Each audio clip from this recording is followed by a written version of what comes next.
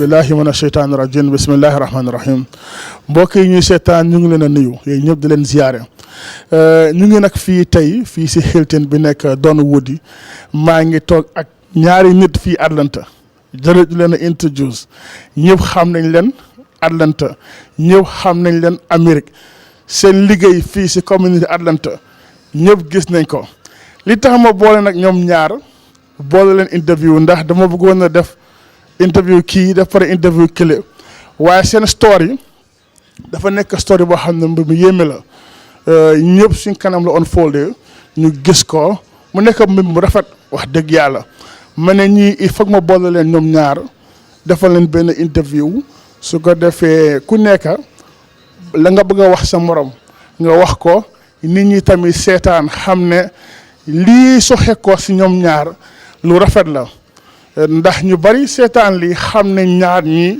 xam nañ fi ñu jaar ak teraanga bi nga xam ne dox na seen diggante ñoom ñaar li ñuy def nii nag mooy pour wër di interview nit ñi si communauté bi ndax soo xoolee suñ communauté bi Atlanta mu nekk communauté bu rafet nga xam ne àddina si yëpp di ci teg seen bët liggéey bu rafet bi nga xam ne Atlanta mu ngi koy def waaye dafa am nag ña xam ne ñoo nekk fondement bi nekk foundation bi defar ba liggéey bi rafet te ñaar ñii dañ ci bokk te moo tax ñuy wër di interview nit ñi leen wone ñii ñoo tax li ñuy enjoy tey lii ñëpp di ko gis dafa am ay nit yu ko tabax ñu ko taxawal ñi ma am nag kii mooy Musa Jeng moom si kanamee dina wane boppam moom ñëpp xam nañ ko Alaaji Banka Manneh ñëpp xam nañ ko maa koy ooyee Banka moo ko xamee ba léegi Alaaji waaw boo ko xamee ba léegi maa koy ooyee Banka Manneh waaw waaye nag introduction bi du mun a gudda soo gisee ma guddal ko noonu toujours rek ndax nit ki da nga koy jox lam yelloo xam nga ndax ñii duñ ay ñu ndaw si communauté bi daanaka ay kilifa lañ si Atlanta ndax lu ko yëngal fii Atlanta ñoom ñu ko yëngal sa lañ bokka so moo tax seen introduction du mun a gàtt ndax nit ku baax nit ku mag su defee lu mag da ngay def lu mag ak moom so moo tax ñuy guddal nii introduction bi di kontaan trop di wax ñoom jërë ngeen jëf ci seen liggéey xam naa dinañ ko àgg sa indin ba waaye dama bëgg a jox microphone bi Musa Jeng mu commencé ñu laaj ko moom fam juddoo sa kawur laaj ko kan mooy waajuram bu góor ak waajuram bu jigéen ak kañ la ñëw fii Atlanta after ñu dem si Banka Manneh incha allahu taala bismillah Alaaji Musa. Thank you very much Lamine jërëjëf Lamine. bi nga ma koolee ne da nga ñu bëgg a interview parce que definitely gis naa sa yeneen interviews yi then ma realize ne kii kat wax dëgg yàlla jéego yi muy jël nii is important parce que in any community communication lu ci am solo la. and gis naa ne yaa ngi interview suñ koto Alaaji Habib Mbaye and gis naa ne Malami Dabo so basically yow you are going around interviewing people ñoo xam ne they are absolutely essential in this community man waa Kawur laa juddoo Saalum laa. And Kawur laa demee suma elementary school and ma jógee fa dem Banjul fa laa demee high school and I came in the US back in the mid-80s so ku fi yàgg laa and went to school in Missouri and then moved to Rhode Island but ñibbi woon naa nag in the early 90s went back home in the Gambia yeah definitely and that was an important part of my life because daf ma jox opportunity bi ma ñibbee suma yaa ngi doon dunda benn tey so loolu jox na ma opportunity ma spend time ak moom and then fa la takkee jabar tamit so it made a whole lot of difference in as much as maa ngi fa woon 3 years it really changed my life I mean forever and then I came back in 1996 ñëw Atlanta and since then nag I have been here part of the community comme ni nga ko waxee rek ñu ne soo gisee community bi is viable it's because of ñi ko dooroon la so ku ci nekk da ngaa ñëw rek def ci sa cër and you add on to it but to cut it short I mean that's what I'm all about thank you very much. jërëjëf Alaaji Musa ñu dugg si Alaaji Banka ñu laaj la. jëm Sénégal de. waaw boobu dinañ si ñëw incha allah léegi ñu laaj la Alaaji Banka man nag toujours dama koy ooyee ma ko xamee ba léegi presque dem na 2007 ba léegi Alaaji laa koy wooyee. yal na yàlla def Alaaji ñu lay laaj Alaaji Banka kan mooy sa waajur bu góor ak bu jigéen ak fan nga cosaanoo sa Gambia.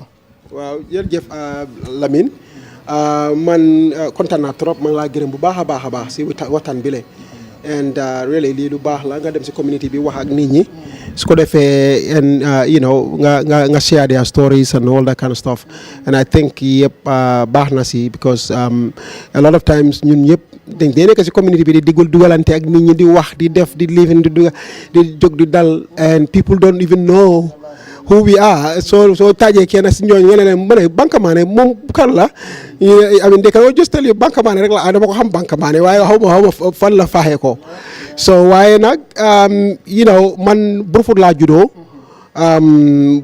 dama fa teel a jógee nag because I was about 8 years old now when I was sent to Jarasoma so Jarasoma laa nekkoon fa laa defee I went to Pakalinding primary school waaye Jarasoma laa dëkkoon because ñun time boobu noonu Soma primary school ñu ngi koo bill waaye they hadn't started accepting students there yet so we were always ahead of Soma primary school so every year dañoo ubbi benn classe waaye fekk ñun we are in the next day so jotuma mun a dem Soma primary school waaye Pakalinding primary school laa demoon and fa laa defoon Soma primary school ba ma jeexal nekk Jarasoma then ma toxu dem ma dem St. Augustine's High School Banjul and then Banjul ma dëkk Banjul ba several years and then ma move to Dipakunda Serekunda so Dipakunda laa nekkoon for a few years then ma delluwaat back to Banjul so yeah basically ma jeexale school dama dem back to Banjul because ma doon liggéey Atlantic Hotel so ma dëkk Banjul again up to the time ba ma ñëw America waaw. mën nga ñëw wax sa waajur bu waaw soo waay boobu fàtte naa ko suma yaay moom ñu ngi ko ooyee yaay jaaju si waa Kawur la Kawur Turekunda fa la jógee and suma papa moom waa Brufut la Brufut Manneh Kunda so moom ñu ngi ko suma yaay ñu ngi ko ooyee yaay jaaju si yaay bi nag it's a long story yaay bi xam nga boo déggee yaay rek olof la moom waaw parce que moom maamaam olof la so yaayam tuddee ko maamaam yaayam tuddee ko her mother so muy ko ooyee yaay booy comme nga tuddee sa doom sa yaay nga ko ooyee yaay booy yaay bi ñëw nekk turam ñu ko ooyee yaay so noonu la yaay bi nekkee so waaye real turam bi is Mariama but ñëpp yaay soo ne Mariama to everybody they don't know ñëpp yaay lañ ko dee ooyee so moom mu ngi tuddee yaay jaaju si suma papa moom mu ngi tudda Banka Manneh Momadou Lamine la bot waaye xam nga sosé yi léegi-léegi dañ jël tur ñu Lamine ñu ne ko lang you see what I'm saying so yooyu so ñu Banka Manneh so noonu la ko gars yi dee lifine yeah so basically that's his name but Balanka lañ ko dee xale yi ñun ñu yëpp Balanka lañ ko dee ooyee as a form of respect so loolu la waaw jërëjëf Alaaji Banka léegi beneen question bi nga xam ne am naa ko mooy yéen ñaar mu ngeen ñëw wax fa ngeen mitee ak lan moo indi seen mit yéen ñaar ñu laaj ko Musa after fekkee am na inti nañu laaj ñi foo leen tasee yéen ñaar ak lan mooy indi yéen ñaar seen come together. Thank you very much suñ tasee ñun ñaar ku ñu gis saa xam ne Banka man maa ko fiitoo maag even though I look better and waaye Ajera ñu boole moo tax Ajera is an important entity in the lives of the community because dafa indi people together bi ñoo form Ajera I'm not sure whether boobu time boobu Banka fi woon maybe he was here di dem school ak yu demee noonu and so man maa ngi woon I think at that time maa ngi woon the secretary of the organization exactly so Banka moom bi mu ñëwee obviously he's like me in a lot of ways di ñoo ooyee koo xam ne is a community activist and bi mu réalisé ne there is an entity called Ajera then moom mu call Habib la njëkkoon a waxal then Habib jox ko suma number pour mu call ma actually bi ma njëkkaa call sax he left a message and he left a couple of messages before I actually get back to him and then ñu waxtaan mu ne yeah this Ajera thing I really want to be part of it you know ma ne waaw suma waa ji moom he's very aggressive because Banka duy wax ndànka and but I'm like that's what really the organization Ajera needs at that time because organization bi tamit wax dëgg yàlla I mean it was here ñu ngi doon def a little bit of this a little bit of that but it was not really strong enough and secondly also I mean community wise I mean boobu it was just few friends I wouldn't even say friends per se but there was another especially the Mandinka community I mean definitely embracing one Ajera as such so Banka coming in called Manneh, he wanted to be part of the organization. I think in one way or another. Now I'm not saying, because of course ñoom Ablay Bojang, ñoom part of the organization as well. But I'm talking about in terms of embracing it as a community, because the Mandinka community was kind of a little bit skeptical about what is this Ajera about. Are these just friends coming together and forming an organization? Are they really going to be looking out for our interests? Organization is always important. So that is really how I got to know Banka. Now, Habib can tell you, we didn't really get along very much. Banka has his principles and his positions. But one thing I realized, in as much as we disagree, it was never about his ego. It was never about personalities. It was just we see things differently. They elect Mamom, even politics, we tend to see things differently. But I know he doesn't have a hidden agenda. But to cut it short, what brought us together is Ajera, is community activism. And now, of course, the politics bit played a vital role. Yeah, that's pretty much. léegi Banka am beneen question gi ma la amal mooy ne ñu bari si àdduna si waxuma sa Amérique waxuma Atlanta àdduna si naw nañ la respect nañ la si li nga xam ne sacrifice na ko sa life ak sa time fii si politique si Gambia pour lekk bu nga Gambia jëm kanam man damay wax toujours ne you are an example to many of us ku nekk mënoon naa teg the highway dem toog sa kër jàpp sa ñaambur waaye yow you didn't do that ba tax nga xam ne ñu bari ñu ngi lay ooyee ñancoo ñi bari respect la ci loolu ma la doon laaj lan nga doon am pour wax ci loolu tuuti rek. Well, thank you very much. Loolu moom lu ma ci am rek definitely gërëm nit ñi because nga nit always soo réaliser ne yow doo dara bu dul nit ñi then it's important nga wax ci sa boppa nga xam ne yow doomi Adama rek nga doon jënuloo kenn te kenn jënul la tamit yàlla nag but joxal everybody respect ak cër bi but most importantly danga foog nga xam ne it's very easy to be selfish. Very, very easy. In fact, it's a cop-out. It's the easiest thing to do. But the whole situation, it's much easier to walk away and go and own sohlani, look after your own family, and just not worry about because look, doing these things carries a lot of risks. They make a lot of enemies. They create a lot of problems. They put yourself under a lot of risks. And a lot of times am na opportunities nga xam ne war nga koo am léegi-léegi yooyu yëpp nga donc you mess it up for yourself but then loo moo tax man Musa affaire am neex ma trop and that's why we are dama ko dee wax even suma family man duma dee xool family as just blood nii non because Musa fu ma taxawal ak lu mel si man am na suma mbokk yi bari nga xam ne blood mbokk laa si ñoom nekkuñ si man noonu not even close he's by miles ahead of them so te loolu lu ko tax mooy suñu xol yi ñoo nekk benn because nit moom the thing is disagreements moom du dara in fact loolu dafa baax man if I really want to test an idea Musa laa dee call yeah Mom, he will take a whole different point of view from the one where I'm coming from. And I mean literally opposite. And you who see, wasi, and all these things. And then, but through all of that, we are putting the idea, personally for me, I'm putting the idea to the real scrutiny. Because I have somebody who's going to scrutinize it real well. And genuinely too, he's not doing it because if I'm doing the halal or no. He's genuinely scrutinizing the idea to make sure that, look, this has to be rock solid before you run with it. And I think that's kuneka soxla lolu sa life. And nit so amé lolu rek amna yu bari nga xamne dang ko day mëna avoid. So why comme ñew rek comme li nga wax nonu tontu la ci lolu lima bëggoon wax rek man every day dama day gërëm yalla gërëm suma wajur yi gërëm suma community and gërëm people that I deal with suma family. Also big time because xam nga nit bul toog nga foog ne people nit ñi luñ la defal wala fuñ la taxawal that you are too special or there is something different about you. No, it's because ñoom fala noonu la jàppee and nit ñi suñ la jàppee noonu yow tamit foog at least nga delloo leen njukkal nga make sure nga fay boor boobu noonu by just being honest and do your best to do the right thing and also to stand up for that community and make sure nga strengthen that community because community boobu su failing rek everybody fails ñun that I have a community mentality. I do strongly believe ne dara du mën a sotti anywhere in the world if it is not built on community. Nit ki yow kenn doo mën a dara make anything sotti.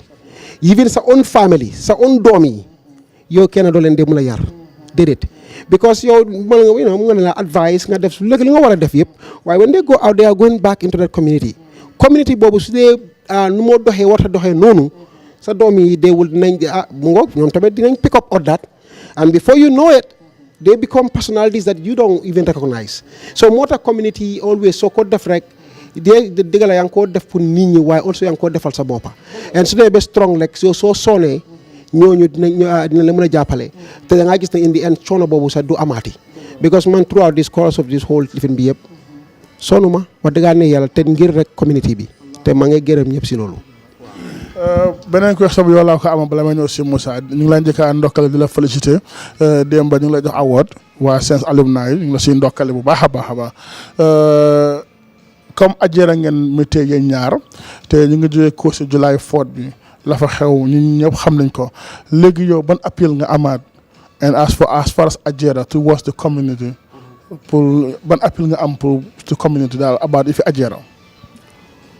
Well, Ajera mom, we are all coming back home to Ajera because then I have to be honest, man. For the last several years, the kind of step back and I was focusing more on the political stuff.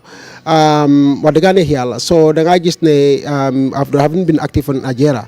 While legi konka lolu the bari solve nafa, ñëwaat at least pour mën participate more. While li ma wax community bi rek mooy ne Ajera su feelee community bi moo fail because ñun ñëpp gis nañ community bi before Ajera man fii laa dëkkoon Musa fii la dëkkoon yow fi nga dëkkoon and nit ki soo xamee fi nga jógee war ngaa xam fi ngay jëm so te ñu ne société dañ ko dee wax ñu ne ni itakite boyta i boyta daamin kana jeejibe de itakite daamin jeejibe boo lefire nga daanu ngay dox nga ba pare nga fakatalu nga daanu fi nga daanu noonu bu fa xool de xoolal fi nga jógee ko di nga xam lan moo xew ndax xeer moo fa nekk moom nga hit or whatever ñun before Ajera dañ am niiw fii nii si mutuary bi for weeks and sometimes month tegi ko dee mën a defal dara because xaalis amut resources amut nit ñi sax amuñ pour mën a toppatoo loolu ñoom Baye Seck imam Baye Seck soo ko laajee dina la wax loolu dara tuuti si loolu waaye after Ajera loolu yëpp dañ na fi nit fi su fi feebaree time boobu noonu am na coono yu bari yi nga xam ne loolu la famille bi dee dañ daj sa kër gi laka loolu muy noonu I can go on and on about a lot of things yi nga xam ne Ajera bu ñu ñëwee rek problème boobu amaatut si suñu community bi xale yi léegi fu mu nekk nii graduation yi le mentorship, back to school events, all these things. So now Ajera is even taking a more proactive role in the life of Sung Hale. So it takes a village to bring up a child. Ajera is now acting as a community outlet also again to bring up our children. Help us to defee ñun suñ doom yi ñu mën na jubali si yoon bu nga xam ne moo baax si ñoom. So I think that's very important. Any entity bu nga xam ne loolu mooy taxawaayam si community. And that's the only one bu ngeen am, that's the safety net. Boo leen mistake na ba comme entity boobu yaaxoo wala mu daanu muy noonu ñu dem back to fankum ku nekk ak sa bopp loolu rek laa si boobu am pour wax so community bi ñoom nañ suñ déggee loolu ñoom nañ xam fan lu laa may wax loolu jërëjëf.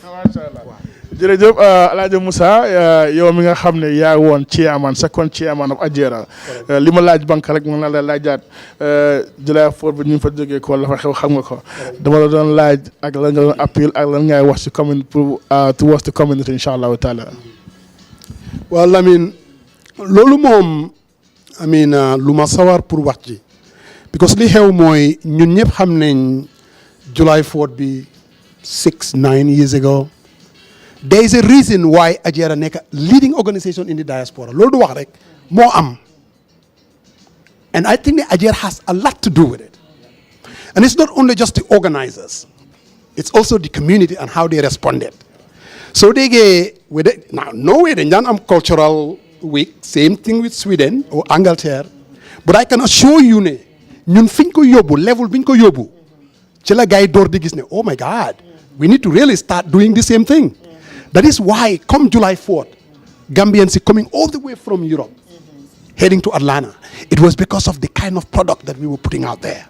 The community embraced it. I mean, and the people that were organizing it, they were passionate about it. And lolu moo taxoon July 4th bi ñu jëlee ko ak fi ñu ko yóbbu yow xam nga man xam naa. Now, clearly, man, during my tenure, even Tammy Habib, because you got to understand something. Nothing happens out of a vacuum. The Kersa Soko built fundamental. The foundation was solid. People were committed to it. Then man bimo ñëwé during summer term, then Chila Ajera Gina was much more diverse. And I mean, I'm not gonna lie, it has nothing to do with me. It was the people that surrounded me. They were equally committed. I mean, I can get into trouble and name names, and that would put me in trouble. Nyom Banka is one. Nyom Keba Sidibe. These people are very passionate. Nyom Boy Lamin Jata, Mo Jaju, Usman Manjang, Walu Jigeni, Nyom Yamai, Nyom Ajibalde, a whole lot of people. In other words, it represented the community. But there was one thing. Today, July 4th, yo hamga man hamna. Ambiance bi. That's what used to bring people. During July 4th, it's going to be something else. Now, things do change. What we need to do more, we need to go back, understand the realities of the community. It has transcended. Son Domi Legi, my dom is 23 years old. Now, if you leave them out of the equation, you are in trouble.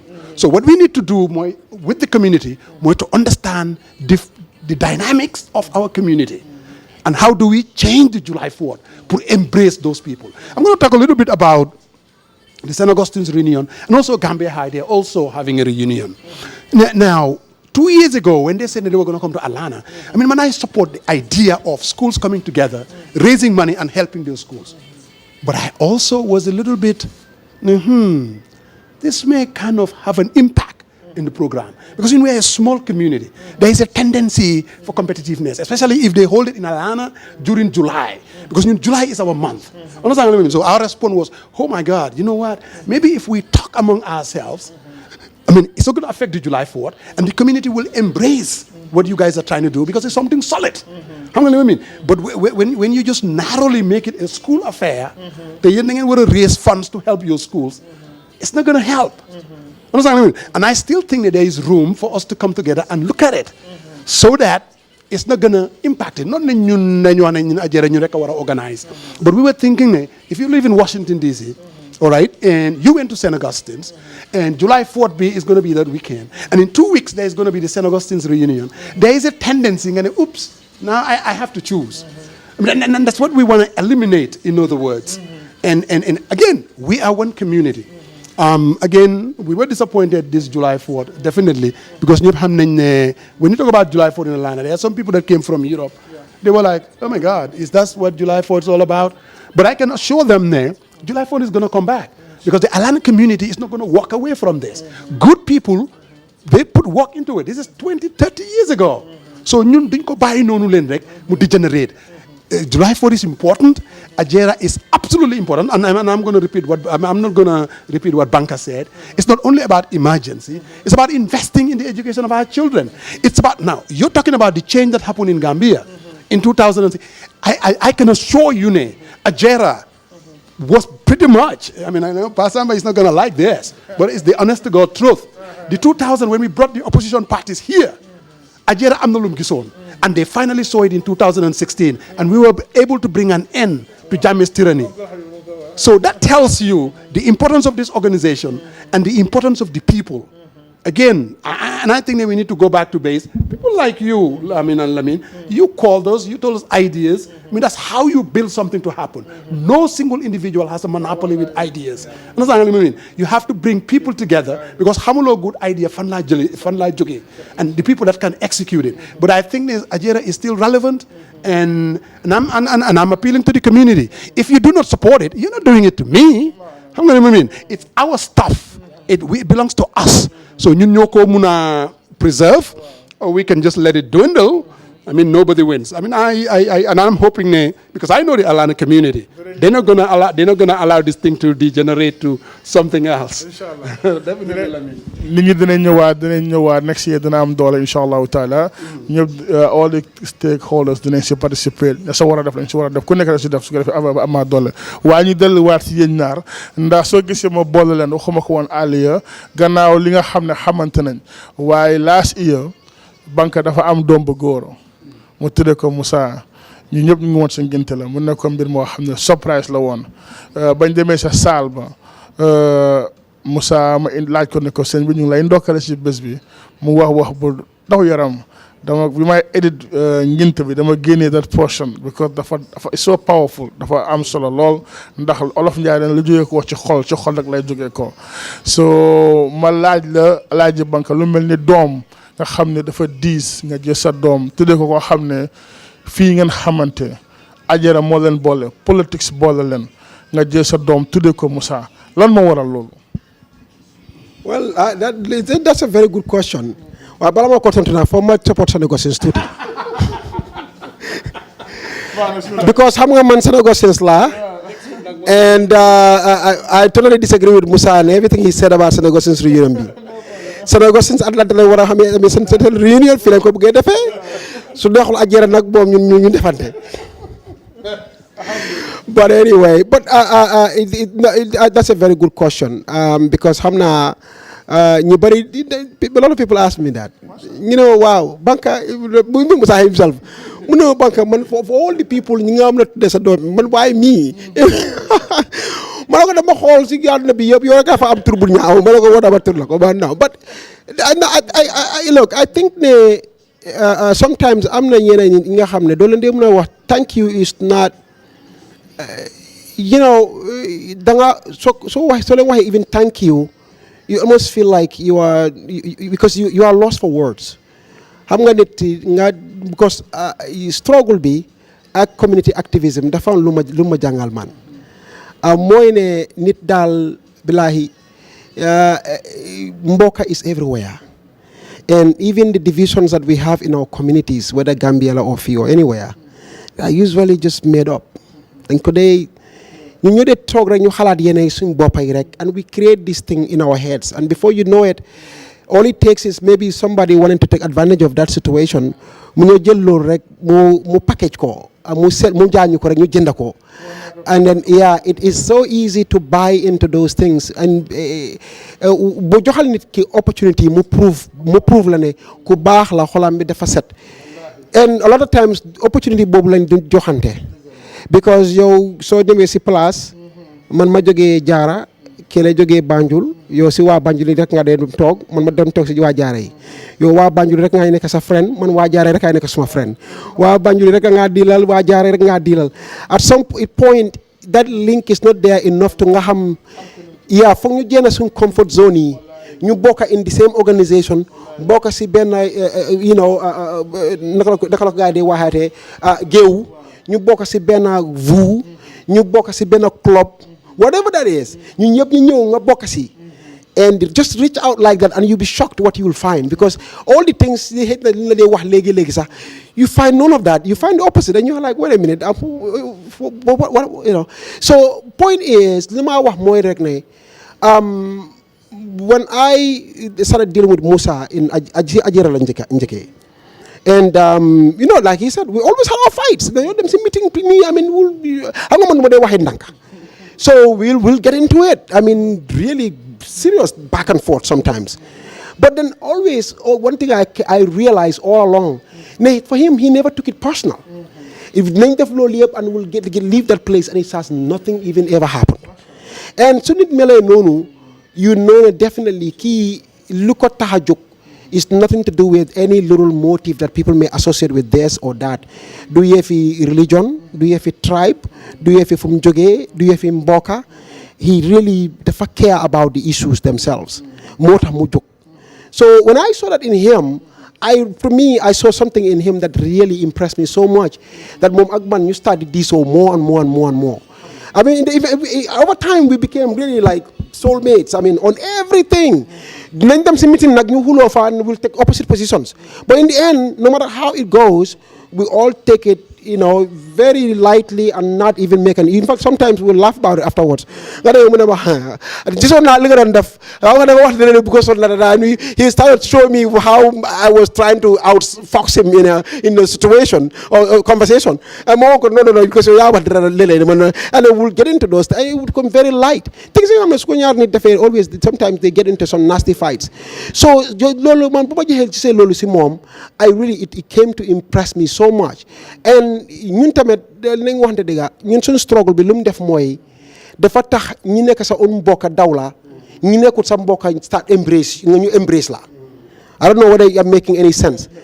So da ngaa gis ne in certain situations sa ñii ñoo dee jóg ñoo si dee dangi ñoo si dee sona so dara jógee sa ñii ñoo dee so concerned than your own family. Sometimes they are even blaming you for it. Understand nga? So da ngaa gis ne da nga dee ñu start pick up ñu ay mbokka yi nga xam ne they become more of your relative than even blood relatives sometimes, because ñii kat yow nit ki nga xam ne sa naxar mooy naxaram sa tiis mooy tiisam sa kontaante mooy kontaanteem li la dal moom dafa mel ni moom la dal kooku definitely kooku sa mbokka la. No matter how you look at it. In fact, kooku pass na mbokka man dama dee wax ne look, there are people they are beyond blood relatives. And people don't understand that. Why I mean that. Definitely they go beyond your own blood relations. They are a whole different relative language. They are in a whole league of their own. Even Yonent bi Muhammad sallallahu alaihi wasallam. So I mean, let's be honest. His companions were his soulmates. He's not close with than his own bokai. In fact, some of those in bokai will kill him if they got him. So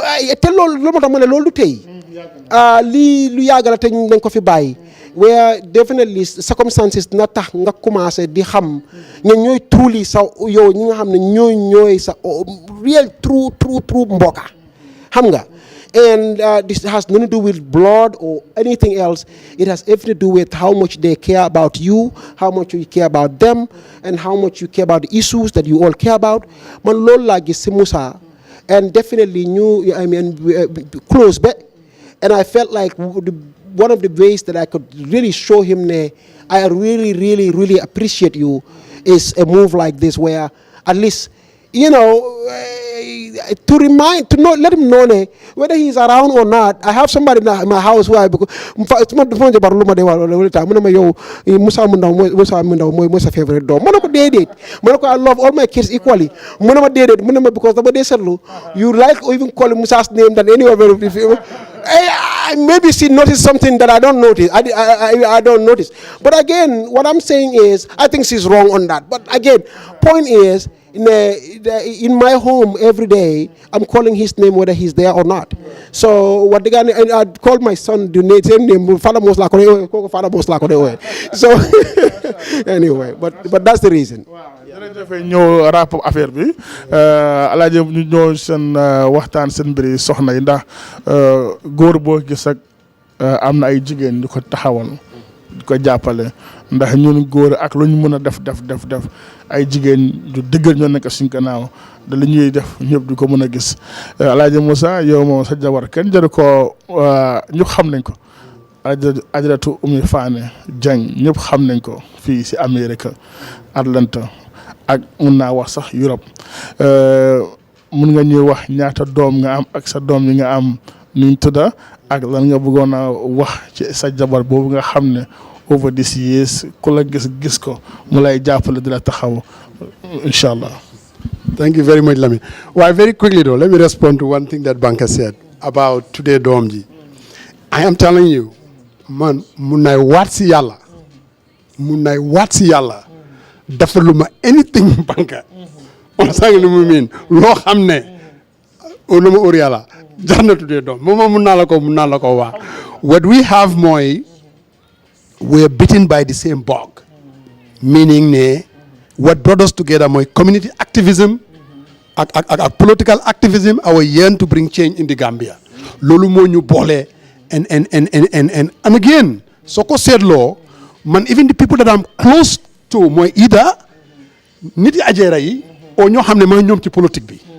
nga li ma mean if I walk into a party here in Atlanta ñoom Keba la ñoom Boy Jatta xam nga these are people that I am comfortable with because ñun ñëpp ñoo am benn ñoo bokk benn yoon benn jubluwaay. Same thing with Banka. I mean, those are the things that will bring people together. Coming back to your question about my family, soxna si man ñaari doom laa am Ami Jeng mooy suñ taaw Keba mooy di second one man ute naa Banka xam nga soo see ñoom juróom bi ci juróom benn te pareegul ah de Lamin bon yow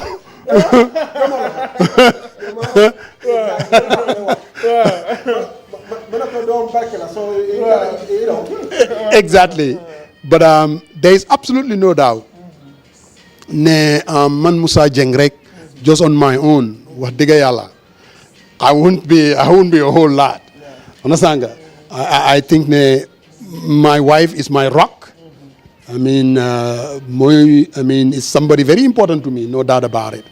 Comme bi ma wax rek in 1993 laa ñibbi woon Gambia. I mean I was a bachelor.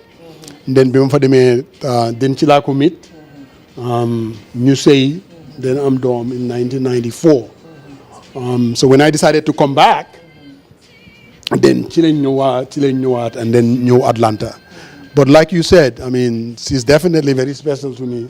I mean very important. Ku nekk nag sa jabar moo amee sa respect moo amee sa lu nekk. I don't think that in life you will really be able to do some of the things that you do without a partner, whether jigéen la or góor la. I think it's always important for you to really have another person. And man am na ñu ma xam ñu bari wax dëgg yàlla du man rek true umi la moo tax ñu xam ma. You know what I mean? And I think most people noonu la dee demee. But another thing balaa maa fàtte. See, there is no way Banka mun maa tuddee doom te Mariama bëggul loolu. Munda am. So I can assure you ne dewma dikkuma Mariama has a lot to do with it. Te du lu ma leen defal lu Mariama gis. Demeewul noonu de. But jigéen tamit they have a way of looking at relationships, I guess. You know, more than anything else. But I can assure you ne I thought ne it's important to highlight that. Because man mii su ma bëggoon a tuddee doom te suma jabar buggu ko, the chances are it's not going to happen. You know, I mean that's just the reality. But again, like you said, Ami Jeng moom mu ngi just actually moom dafa sëy.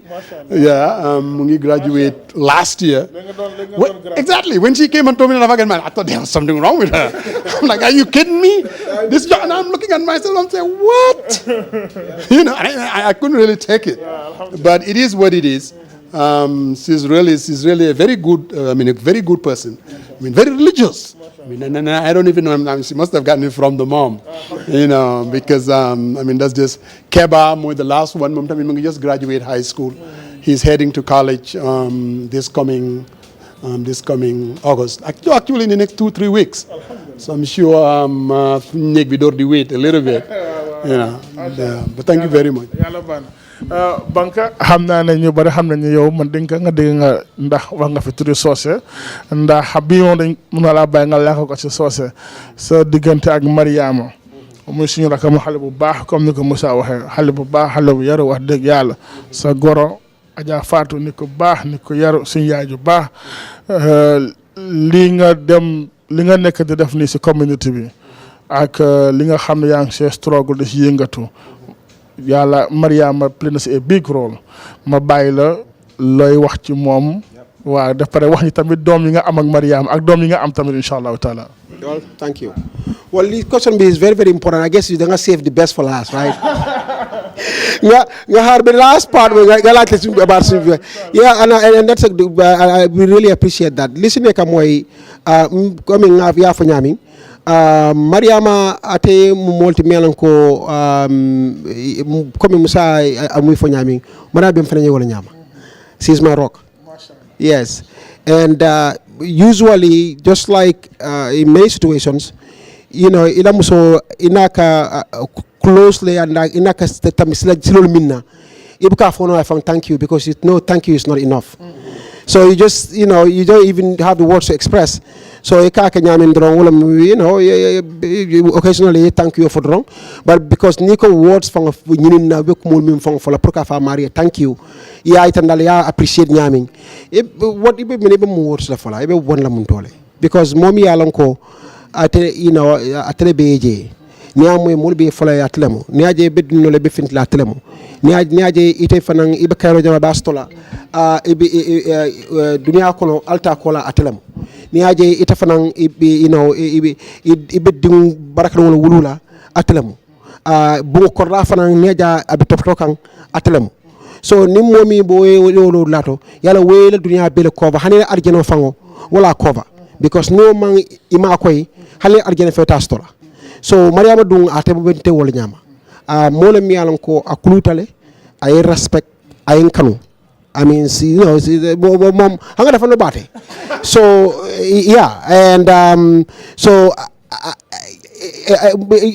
you sometimes we are so lucky that you don't, when you sit back and you reflect on it, how to thank Allah himself, because muskando is very very good. And sometimes is luck to have a wife that that's going to look, and it's luck also to have a husband. I mean that will look after you the way. So it's both sides. But I'm just saying, Tola Alfalu is a muskendo maharjinati. So inte for that matter, consider because of all the women in the world, Taranga Mariam. So and something direct me in that direction, and that's only Allah. And so really mba jayila mba tankla anala parents wala fanan because neda tafana mo kenote minya kulum alal falu abama na fama mbe tankla baake and then also pray more dingo taya dintela putting photo of all the people. Maybe I'm sure there are many men out there. Me and Kole Mariam deserve more than I do. They are more handsome, they are richer, they are more educated. But to this banker, I mean, then that really means mommy are doing a dealer, we are better dealer. And saka manke dingo dronti but dinkendo. Me and I na ela bota photo ya ete fong topoto ay kanu ay ela mul kanu ay topoto. Really, I cannot say I don't have the words to thank Mariama. If I try it here, I will fail because so I generally I just and I tell her that just keep it at that because I don't know what to say or to tell you. But Musa is absolutely right. Mariam has a lot to do with it because Mariam minkitala I know Musa relationship leje. We are always on the phone. We are always talking to each other. In the middle of the night, Musa will call me, or I'll call him, and we'll sit there talking like it's broad daylight. I will come home and I'm tired and sleepy. My allergies are messing me up. Musa will call me and I sit there and I'll be screaming. And these people are like, wait a minute. Banka, just a minute ago, you were lying down resting. I mean, now Musa calls you and now all of a sudden you are all excited. But again, and I'll look at this, for her, to accept us to name a child after Musa is her way of telling me how much she appreciates me. Because Mariam Musa long. Mang Musa Musa long through me intella. So ni momi itete malong through itella. And I accept and I even recommend prayer ding tola wala. Then that means I tell appreciate wala na ite appreciate. Na man te appreciate na te Musa appreciate la. And you see what I'm saying? Otherwise, Abadi will follow. Abadi will be as I think, no. We'll name him after one of my relatives, my uncles or my brothers or anybody. But Amam Musa long, still she wanted her child to be named after Musa. That's because she loves me and appreciates me. That's the reason. So for that, really, I thank her for it. And again, using the word thank you is too small for me to say to her. So I just, but again, and I'm sure she knows how much I appreciate her and I love her. Yeah. I'm 3 doom lañ am waaye xam nga dama musoon a sëy waaw ak waa fii boobu ndeysaan this activism bu ñoo wax nii moo yaxasee boobu noonu. Yes, am nga you are too busy with life out there.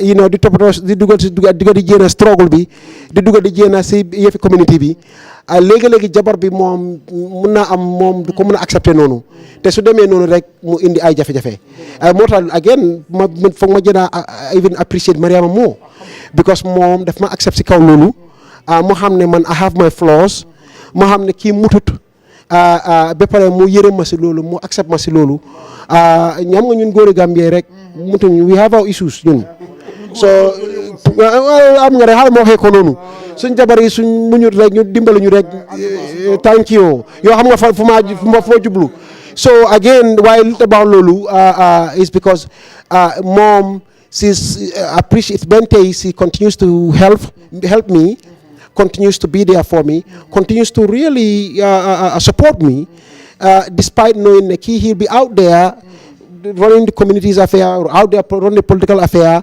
duga di jena yalla rek xam war ci lu nekka but she still has that faith in me and confidence in me and so lolu fokk ma gërëm ko ci lolu despite all my flaws she still continues to be married to me yeah thank you Mariama gis nga Banka ni mu jëlee time moom wax ji macha allah wax la rek fi mu toll ci yow léegi dañ koy wrap up ndax ñu ma pour mun a tàggatoo ak ñi nga xam ne ñu ngi seetaan léegi xam nga ne àdduna yàggut ñun ñëpp dañ fay jógee ko yan na yéex Alaaji Musa comme yow lañ commencé woon nañu laa laaj bés boo demee ba nga xamee newatoo fi sa doom yaa ngi fi sa sët yaa ngi fi communauté baa ngi fi naka nga bëgg ñu remember laalo incha allah.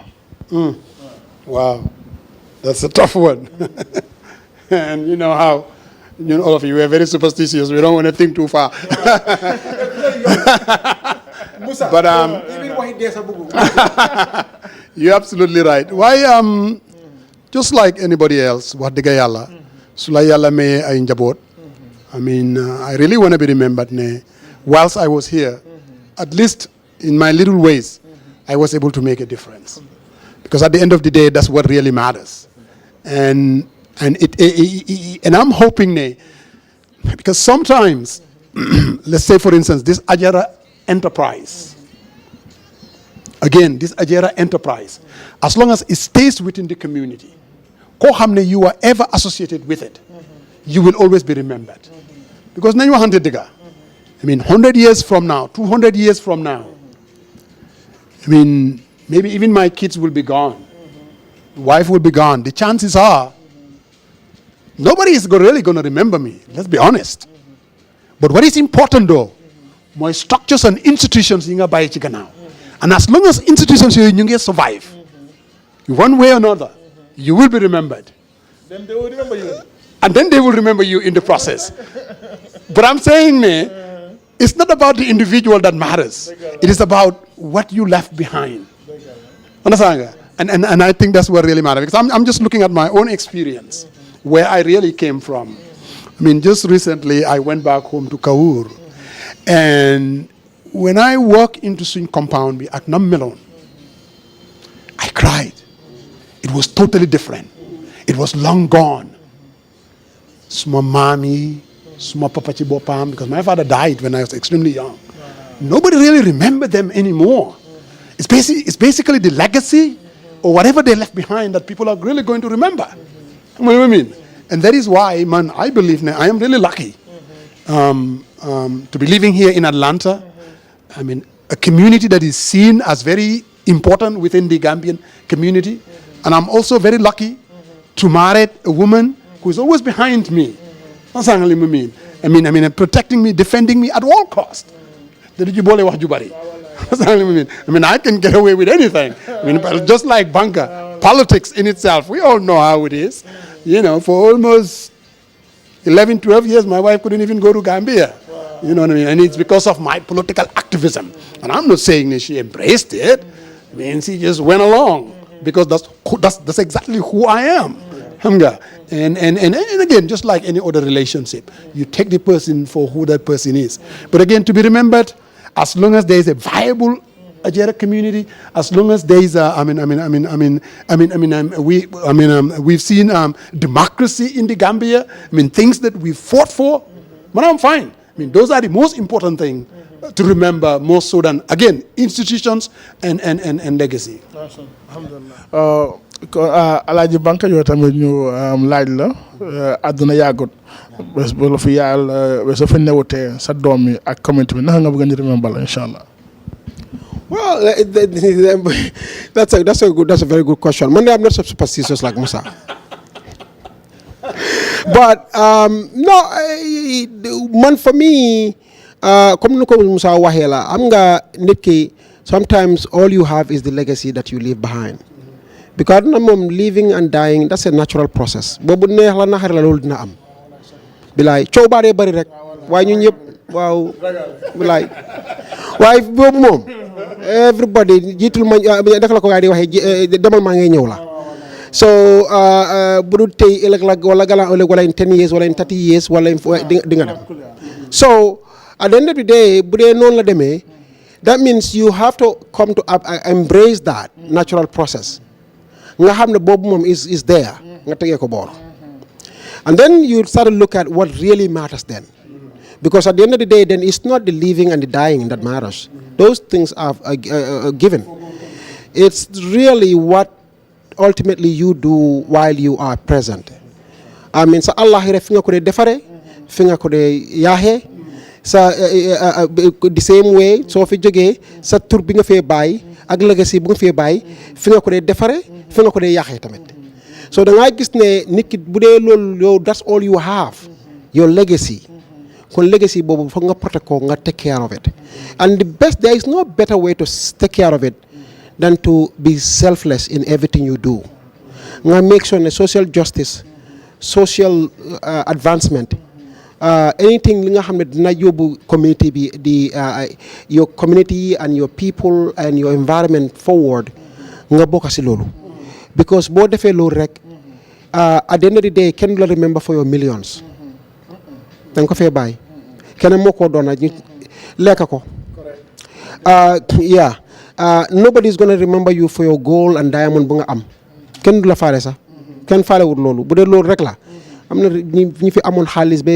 kenn xamul fa la toll kenn déggaatu seen tur yi fu nekk nii waaye li nga def fii while you are here ak fi nga jaar ak doomi aadama yi loolu la nit ñi di remember yi et ñooñu noonu ñi nga xam ne jaar nañ si yoon boobu noonu Nelson Mandela was not a millionaire waaye ba àdduna bi tukki dinañ wax turam and Mama Teresa ma jox la benn story about Mama Teresa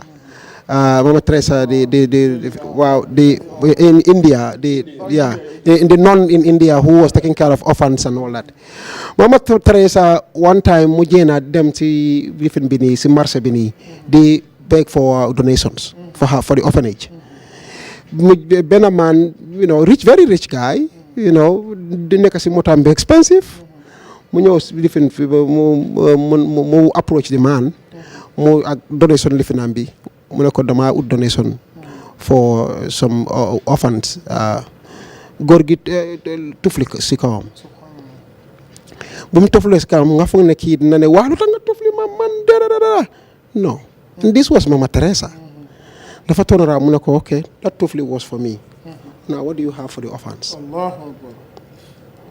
so moom dafa jël boppam mu jéene ko si situation bi completely like look you can tufli on me all day you want as long as you take care of this ones here man I got this dafa turn around rek mu ne ko that's for me don't worry about it now what do you have for the orphans yes up to the time she died kooku that man became one of her best allies helping her with everything raising funds for her orphanage and everything because of her selflessness lu tax ma loolu àdduna bi dina dem ba tukki kooku dat maire boobu amutoon benn xaalis amul dara daf daan dem ñaani xaalis nii pour orphanage bi waaye her name will be everywhere àdduna bi na ko remember for that naaw dëgg la ñoom catholique la ñun islam lañ so ku nekk àllaaxira moom kenn xamul lan nga faa fekka man xaw ma ko moom xamu ko yow xamuloo ko kenn xamu ko so waaye li ma wax rek ne dund bu rafet lu mu dee jur laa ay wax nii de falaa koy bugg a sukkandikoo loolu lu baax la because nit ki soo ko defee soo fi jógee ëllëg ak si biir no matter what happens sa tur bi daf fee des te sa tur bu rafet moo fee des ba yóbbal xiyaam ba ñun for rest of us ñi nga xam ne ñu ngi am ay doom am ay jaboot ñooñu njaboot yooyu noonu tamit alhamdulilah fu ñu taxaw rek ñu ne kii doomi diw la wala sëti diw la wala leel diw la boobu tamit dina tax ba for the rest of your lives di seen soo ba faw yow li nga fi liggéey loolu la toppa fu nekk ak mun naa am sax mu toppal àllaaxira mu dimbale la fa waa xam nga yéen borom xam-xam yi boobu na leen bàyyee boobu yéen ngeen war a si boobu man ñun di liberals exactly secular ma keep ko si secular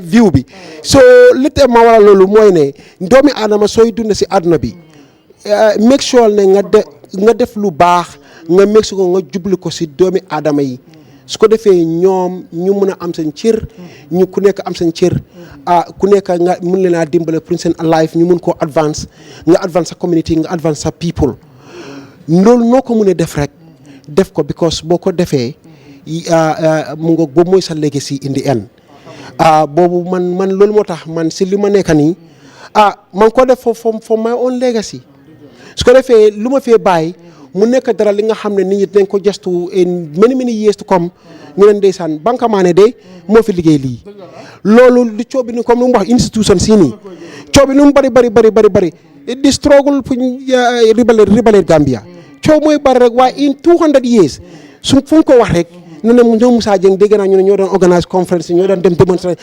noonu la ko gars yi di waxee these stories are gonna be told now those things and the good thing about us ñun and I will end it there mooy the best thing that happened to us ñun suñ generation mooy everything is playing out on the internet so the record keeping bi is like on a daily basis literally history has been recorded bu njëkk ba nga daan toog ba di years later historians toog di binda léegi loo xam even Gambia bi nga gis nii lu fa xew rek already go to Facebook nga just type in search rek is there Musa Jeng turam bi boo ko saacee ba àdduna bi tukki you will see all the lim def si yëfi Gambia so again what I'm saying is our history is being recorded and in 40-50 years I'm sure we will all go back to Facebook and look at some of these and smile and oh ndeysaan I mean jamono la woon if bu dee dund nañ ba booba buñ dundu tamit nag yàlla moo xam ñun si moom lañ jógee naka la ko waxee ñu ne inna lillahi wa inna ilayhi raji'un mu ngoog